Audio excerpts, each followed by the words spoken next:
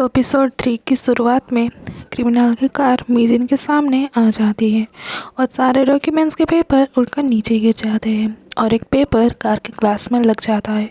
तो मीजिन उस पेपर को लाने जाती है। तभी वो क्रिमिनल कार की डोर को थोड़ा ओपन करता है तो मीजिन भी वहीं पे खड़ी रहती है।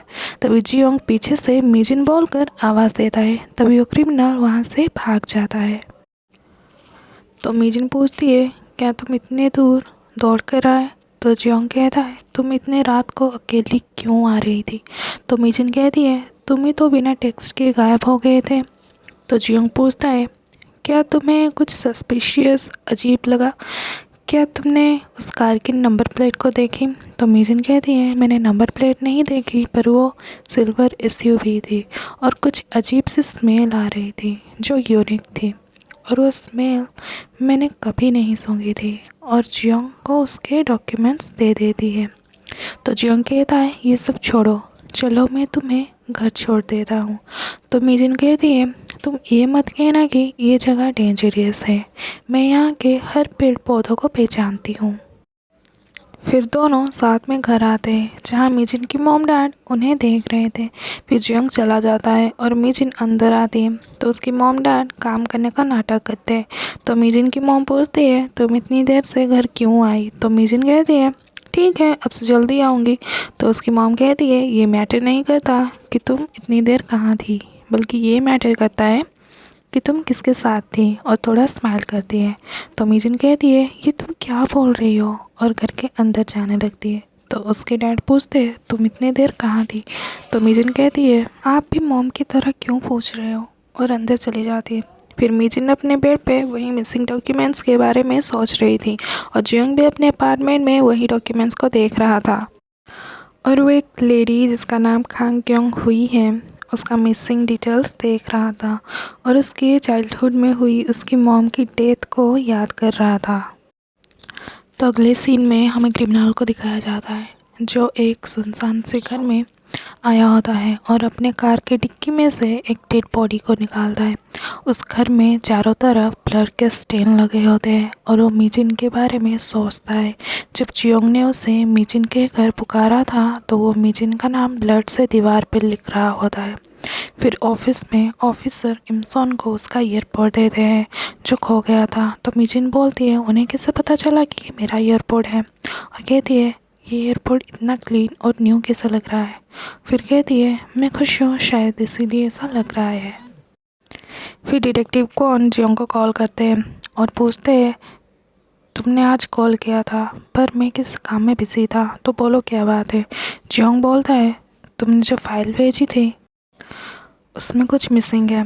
तो डिटेक्टिव कौन कहते हैं, वो खांगोंग की फ़ाइल वो तो पहले से ही मिसिंग है। मैंने जब उसे पहली बार देखा था तो वो पेज पहले से ही किसी ने फाड़ लिया था। हमें उस डिटेक्टिव से बात करनी होगी जो पहले उस केस को हैंडल कर रहे थे। तो जियोंग पूछता है, क्या वो अभी भी काम कर रहे हैं? तो डिटेक्टिव कौन कहते हैं, नहीं वो रिटायर्ड हो चुके हैं। फिर वो कॉल रख देते हैं। फिर न्यूज़ चैनल पे उस दिन की न्यूज़ दिखाया जाता है जिस दिन कौन अपने एसिड अटैक हुआ था। तो एक लेडी उसे बचा लेती है। तो लोग कहते हैं, ये तो वही आंटी है जो सफाई करती है। फिर इमसॉन ब्रेविंगटन का अवार्ड मिलता है और उसके लिए ताली बजाते हैं। फिर डायरेक्टर चीफ कहते हैं, आज एक और गुड न्यूज़ भी है, नाहन की जगह आज से मिस्टर बेक्चुअल गिव काम करेंगे और ये ह्वादोंग मेडिकल सेंटर के डायरेक्टर हैं। तो मालते डायरेक्टर चीफ से पूछता है, नाह्योन अभी अभी एब्सेंट है तो उसकी जगह ऑलरेडी किसी को क्यों रखा? तो डायरेक्टर चीफ कहते हैं, वो बिना कुछ बताए एक हफ्ते से काम पे नहीं आ रहा है तो उसकी जगह मिस्टर बेक्चुअल काम करेंगे। तो सब उनका वेलकम करते हैं। बाद में इमसॉन, मालते, ओखुई और गैंगसॉक एक साथ बैठकर बात कर रहे होते हैं। तो मालते कहता है, वो इतने बड़े हॉस्पिटल के डायरेक्टर होने के बावजूद यहाँ काम क्यों करना चाहते हैं? तो गैंगसॉक बोलता है, इसमें क्या प्रॉब्लम है? तो इमसॉन कहती है, जिनके पास कुछ नहीं होता उन्हें जॉब ढूंढने पर भी नहीं मिलती, पर उनके पास सब कुछ है फिर भी वो ये जॉब क्यों करना चाहते हैं, ये थोड़ा स्ट्रेंज है। तो खुई कहती है, हम जैसे इंटर्न जिन्हें कोई नहीं जानता पर उन्होंने हमारी प्रेस्टीज बढ़ाया है। तो मालती कहता है, उसने हमारी प्रेस्टीज नहीं बढ़ाया है, ये तो मिस इमसॉन है जिसने हमारी प्रेस्टीज बढ़ाया है किसी की लाइफ सेव करके। फिर मालते कहता है, तुम्हारी इस टैलेंट से तुम पुलिस ऑफिसर बन सकती थी, तुमने ये टैलेंट आज तक क्यों छिपा कर रखी थी। फिर गैंगसॉक कहता है, सुना है तुमने जिसकी जान बचाई थी वो बहुत फेमस सेलिब्रिटी है और बहुत अमीर भी है, तुम्हें बेनिफिट उठाना चाहिए। तो इमसॉन ये सब करने से मना कर देती है। फिर गैंग के घर के बाहर एक आदमी आया होता है और दरवाज़ा खोलने के लिए बोल रहा होता है। तो गैंग डोर ओपन करती है तो वो आदमी बहुत सारे सामान के बॉक्सेस उसके घर के अंदर रखता है और उससे कार की कीज़ भी देता है और कहता है, मैं खोवन का मैनेजर हूँ और उन्होंने कहा है ये सब आपको देने के लिए। तो गैंग बालकनी जाती है कार देखने के लिए, तो सच में वहाँ एक ग्रेट कार पार्क थी। फिर गैंग कहती है, मैंने तो ये सब नहीं मंगवाया। तो कोवन का मैनेजर कहता है, ये सब आपके लिए नहीं है, ये आपके मॉम के लिए है। तो गायों कहती है, मेरी तो मॉम ही नहीं है। तो वो मैनेजर पूछता है, क्या ये इमसॉन का घर नहीं है। फिर इमसॉन को दिखाया जाता है जो प्रोसिक्यूटर जियोंग का ऑफिस क्लीन कर रही थी और डांस भी कर रही थी और उस मोमेंट को याद कर रही थी जब जियोंग उसे एसिड अटैक से बचाता है। फिर वो एक एयरपोर्ट बॉक्स देखती है जिसमें उसके जैसे ईयरपोड्स होते हैं पर एक ईयरपोड नहीं होता। फिर वो समझ आती है कि जियोंग ने ये न्यू ईयरपोड्स और इसमें से ही उसे एक न्यू ईयरपोड दिए हैं। तो वो ब्लश करने लगती है और भी ज़्यादा डांस करने लगती है। फिर के सामने आकर डांस करती है जिसमें इस साइड इमसॉन होती है और उस साइड मीजिन होती है। फिर उसे गायों का कॉल आता है तो वो उसे सब एक्सप्लेन करेगी बोलती है। फिर वो गायों के घर के बाहर जाती है और सोचती है, मेरे खुद के पेरेंट्स ने बिलीव नहीं किया तो ये कैसे करेगी। तो वो कुछ पार्सल बॉक्सेस उठाती है जिससे उसका फेस छुप जाता है और गायों का डोरबेल बजाती है और कहती है, मैं मीजिन हूँ, तुम डोर ओपन करो। फिर वो अंदर जाती है और जब वो बॉक्सेस को नीचे रखती है तभी गायों उसका फेस देख लेती है और उसको निकाल देती है। फिर इमसॉन कहती है, मैं मीजिन हूँ, मैं ये प्रूव कर सकती हूँ और 4-5 लड़कों के नाम बताती है जिन्होंने गायों को डंप किया था। फिर गायों थोड़ा सा डोर ओपन करती है और कहती है, उनमें से 2 लड़कों को मैंने डंप किया था। फिर डोर क्लोज कर देती है। तो इमसॉन कहती है, मुझे तुम्हारा पासकोड पता है। फिर वो डोर अनलॉक करके अंदर चली जाती है। फिर वो गायों को सारी बात बताने की ट्राई कर रही होती है पर वो एक नहीं सुनती। तो वो अपनी डेट ऑफ बर्थ मार्च 16, 1996 और गायों की डेट ऑफ बर्थ अक्टूबर 31 बताती है और गायों का डैड का नाम भी बताती है। फिर गायों उसे एक थप्पड़ मारती है और कहती है, मीजिन कहाँ है, क्या कोई प्रैंक चल रहा है। फिर मीजिन को कॉल करती है तो इमसॉन उसे कॉल दिखाती है। तो गैंग बोलती है, क्या ऐसे ही ऑर्गन ट्रैफिकिंग होता है, मीजिन कहाँ है। तो इमसॉन कहती है, मैं ही मीजिन हूँ जो सनराइज़ के बाद इमसॉन बन जाती है और सनसेट के बाद मीजिन बन जाती है। अगर तुम्हें अभी भी यकीन नहीं हो रहा है तो अभी सनसेट होने वाला है, तो तुम एविडेंस के लिए सब रिकॉर्ड कर लो। तो गायों सब रिकॉर्ड करने के लिए बैठती है, तभी सनसेट हो जाता है और वो इमसॉन से मीजिन बन जाती है। तो गायों डर के छुप जाती है। तो गायों पूछती है, क्या तुम सच में मीजिन हो। तो मीजिन कहती है, तुम्हें अभी भी यकीन नहीं हो रहा है। फिर गायों कहती है, तो ये आंटी जो खोवन का बच्चा आई थी ये कौन है। तो मीजिन कहती है, वो मैं ही हूँ और ये सब उस बिल्ली की वजह से हुआ है, क्या तुमने उसका एडवर्टाइज़ कर दिया था।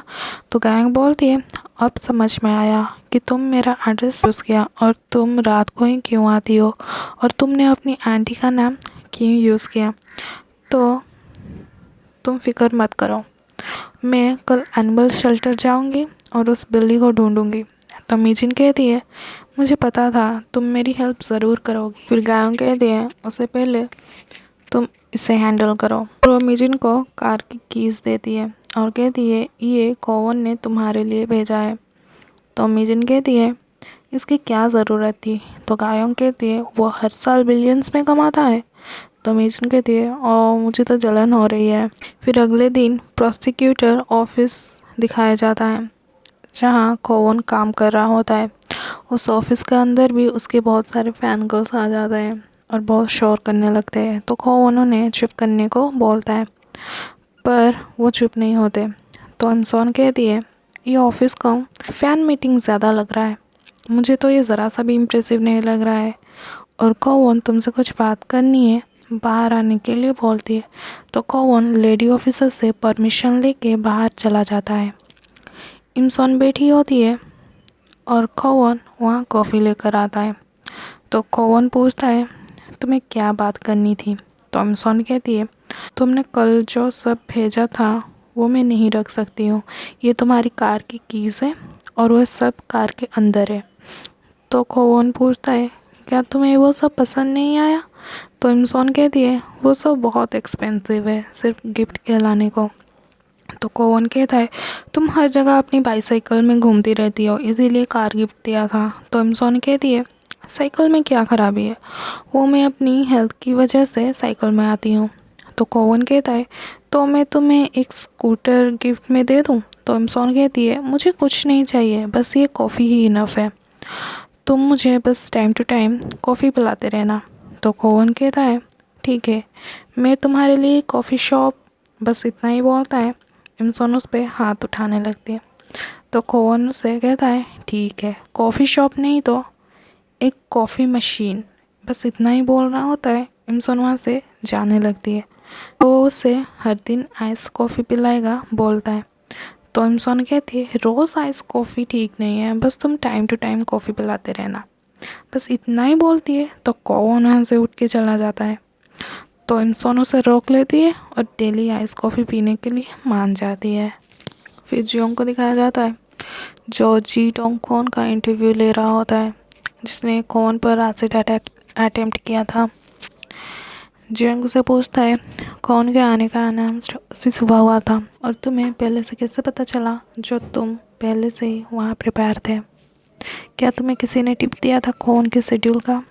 तो डोंग क्वन कहता है, उसकी हिम्मत कैसे हुई बाहर निकालने की, वो खुद को क्या समझता है? तो जियोंग से कहता है, तुम मेरे क्वेश्चन का आंसर नहीं दे रहे हो, क्या क्वन ने तुम्हें कभी हैरेस किया है? तो क्रिमिनल बोलता है, मुझे पता है कि वो क्या सोचता है।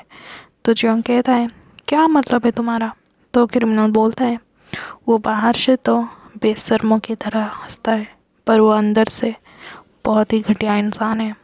पिछले साल जब ऑटोग्राफ साइनिंग का इवेंट हुआ था, तभी उसने मुझे गाली दिया था। तो जियोंग कहता है, तुम्हें 20 मीटर दूर से कैसे पता चला, मतलब तुम्हारी आई साइट ईगल से भी ज़्यादा तेज़ है। तो क्रिमिनल कहता है, तो तुम सब एक ही टीम में हो, इसीलिए मुझे बहुत गुस्सा आता है और तुम लोगों को मैं कुछ कर नहीं सकता, बस इसीलिए मैं ड्रग्स लेता हूँ। फिर अपने हाथ वो टेबल पे बहुत ज़ोर से हिट करता है और ड्रग्स मांगने लगता है। फिर जियोंग से उस दिन का वीडियो दिखाता है जहाँ वो एसिड फेंकने वाला था, पर इमसॉन उसे रोक लेती है। तो क्रिमिनल कहता है, तो ये सब उस बूढ़ी की वजह से हुआ है, उसे मैं मार डालूँगा। और आउट ऑफ कंट्रोल होकर टेबल को ज़ोर ज़ोर से हिट करने लगता है। फिर उसे वो लोग रोकने लगते हैं और बाहर आ जाते हैं। तो ऑफिसर बोलते हैं, मुझे लगता है कोवन और तुम डेस्टिनी से लिंक्ड हो, पहले कोर्ट में मिले, अब एक ही ऑफिस में काम करते हो। तो जियोंग कहता है, ऐसा कुछ नहीं है और तुम इतने केयरलेस तरीके से ऐसा मत बोला करो। तभी जेल की विंडो में से उन दोनों को कोई देख रहा होता है। फिर जियोंग कहता है, क्या ये डोंग क्वन सियोहान सिटी में रहता है? तो ऑफिसर बोलते हैं, उसकी रिपोर्ट में तो सियोल लिखा था, पर वह सियोहान सिटी में रहता है और उसके घर से भी एसिड मिला है। फिर वो दोनों चले जाते हैं। फिर अगले सीन में एक आदमी मास्क लगाकर प्रोसिक्यूटर ऑफिस कुछ काम से आया होता है, जिसे देखकर कोवन बहुत डर रहा होता है। उसे लगता है ये आदमी भी उस पर अटैक करने आया है और वो बाहर आ जाता है और अपनी कुछ मेडिसिन ले रहा होता है। वहाँ इमसॉन भी खड़ी थी, जिसे देखकर वो कोवन जाने लगता है। तो इमसॉन उसके मेडिसिन को उठाकर देने वाली थी, तो कोवन कहता है, मुझे पता है तुम मुझे कंफर्ट करने आई हो। तो इमसॉन कहती है, मेरी लाइफ भी बहुत हार्ड है, मैं तुम्हें कंफर्ट करने नहीं आई हूँ। तो कोवन कहता है, ये विटामिन्स है।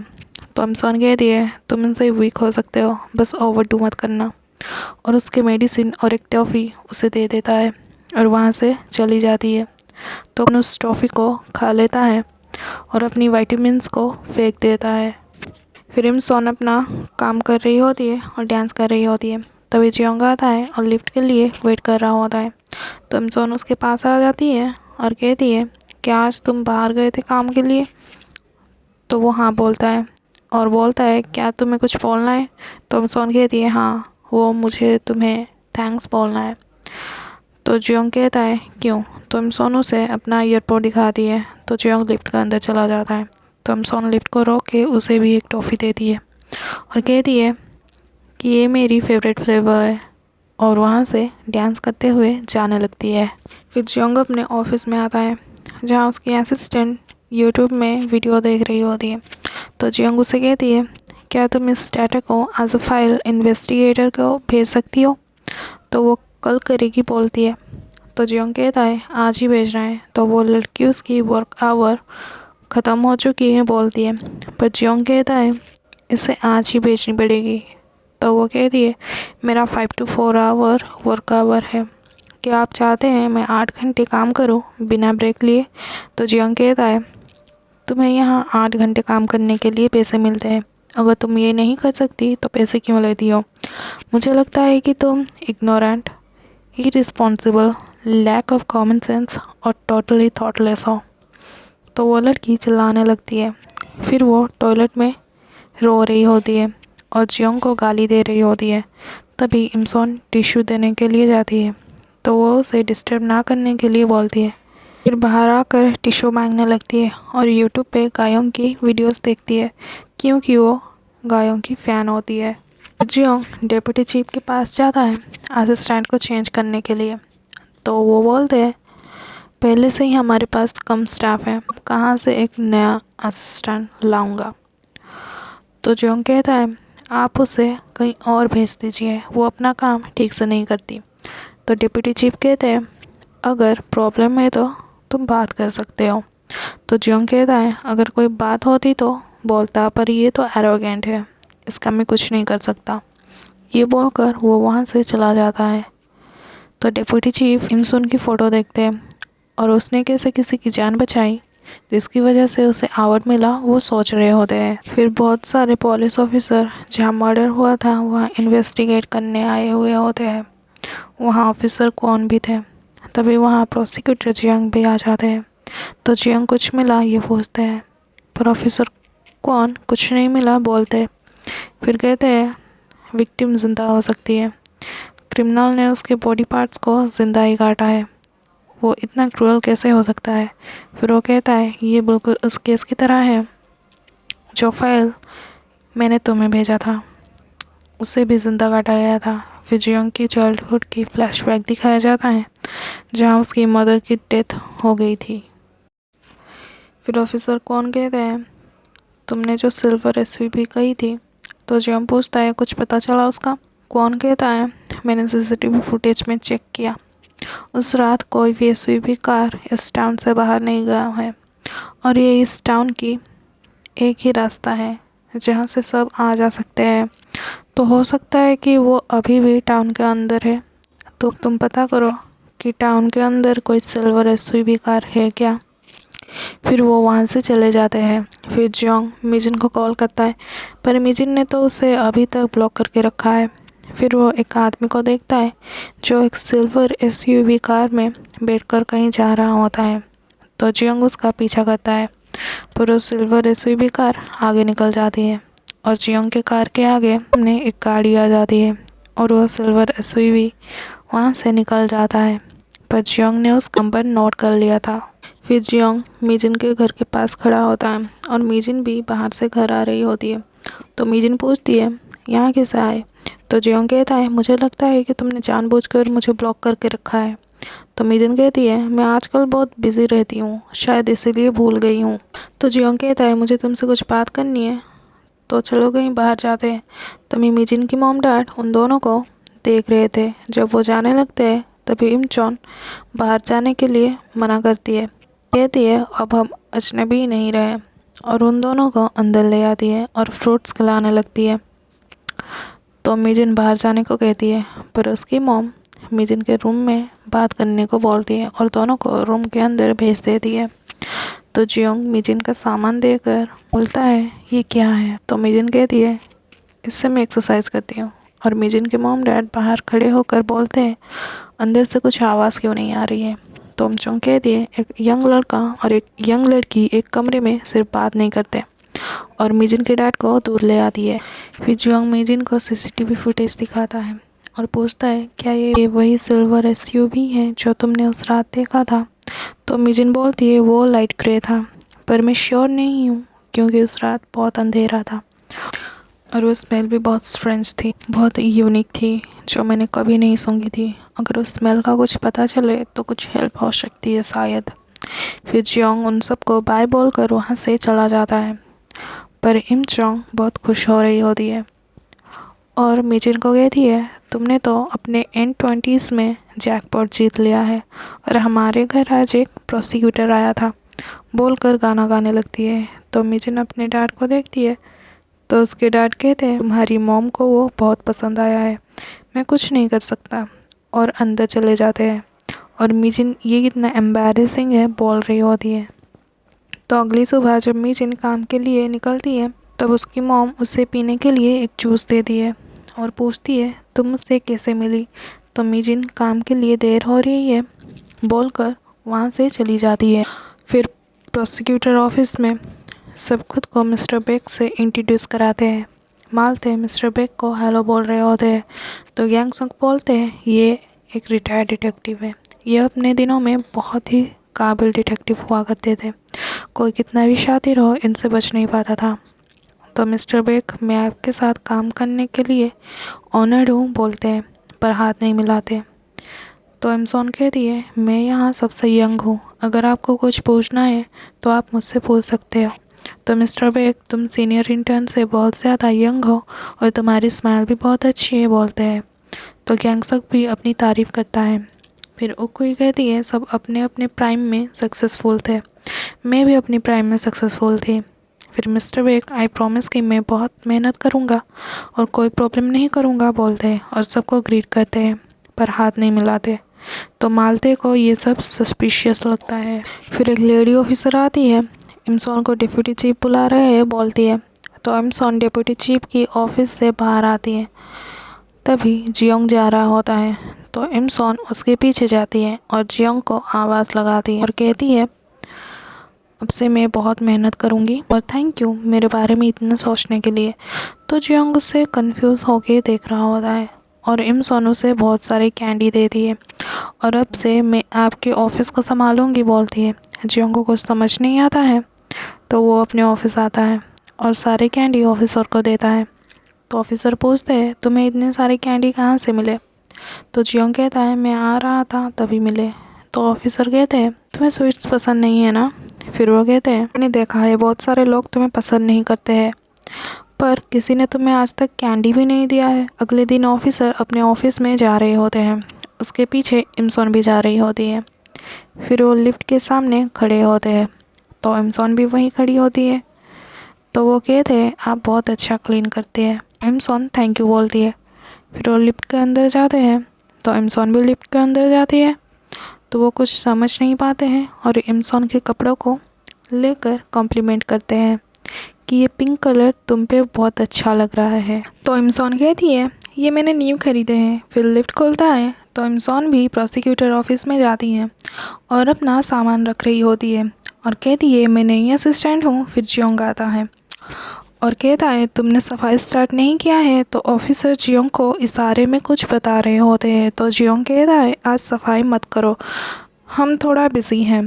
तो ऑफिसर कहते हैं ये आज से हमारे साथ काम करेंगी। तो इमसॉन कहती है आज से मैं इस ऑफिस को असिस्ट करूँगी। तो जियोंग कुछ नहीं समझ पाता और डिप्यूटी चीफ के पास चला जाता है और चीफ को पूछता है आपने एक ओल्ड लेडी को असिस्टेंट क्यों बनाया। तो डिप्यूटी चीफ बोलते हैं तुमने ही कहा था तुम्हारी पुरानी असिस्टेंट को निकालने के लिए और इतने कम टाइम में हमें कोई और असिस्टेंट नहीं मिलती और मिस इमसॉन बहुत ब्रेव है। फिर जियोंग कहता है वो एक ओल्ड लेडी है। तो डिप्यूटी चीफ कहते हैं उन्हें ओल्ड लेडी मत बुलाओ, वो अपने काम में बहुत काबिल है और स्मार्ट है, इस टाइम में इससे ज़्यादा स्मार्ट असिस्टेंट तुम्हें नहीं मिल सकती। तो जियोंग कहता है ओल्ड आंटी है और वो इतने सारे काम कैसे हैंडल कर पाएगी। फिर डिप्टी चीफ लिफ्ट से जा रहे होते हैं और बाहर आके कहते हैं वो आंटी नहीं है। फिर जियोंग निराश होकर अपने ऑफिस लौटता है। तभी इमसोन उसे मैं आपको सपोर्ट करने के लिए बहुत मेहनत करूंगी बोलती है और हैंडशेक के लिए हाथ बढ़ाती है, पर जियोंग इमसोन के साथ हैंडशेक नहीं करता। तो इसके साथ हमारा एपिसोड 3 यहीं पे ख़त्म होता है। अगर आपको ये हिंदी एक्सप्लेनेशन अच्छी लगी तो लाइक करें, शेयर करें और कमेंट करें, और ऐसी ड्रामा हिंदी एक्सप्लेनेशन वीडियोस के लिए चैनल को सब्सक्राइब कर दें। तो मिलते हैं आपसे नेक्स्ट एपिसोड में, तब तक के लिए कीप वॉचिंग।